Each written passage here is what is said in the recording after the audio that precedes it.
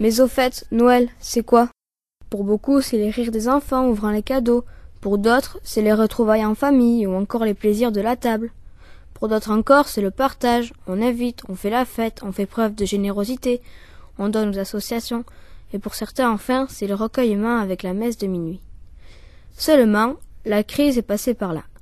Cette année, 64% des Français ont l'intention de réduire leurs dépenses, annonce le journal La Tribune.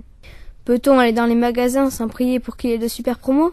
Faut-il continuer de jouer au loto chaque vendredi pour espérer un Noël réussi? En 2009, il faudra donc un peu plus se creuser la tête pour les cadeaux.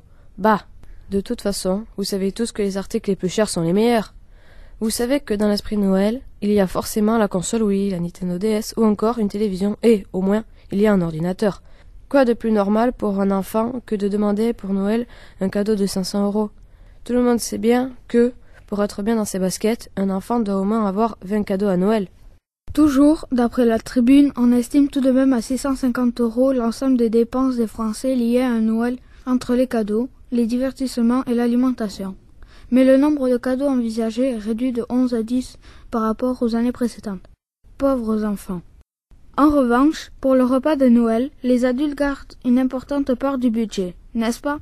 Champagne, foie gras, huîtres, saumon fumé.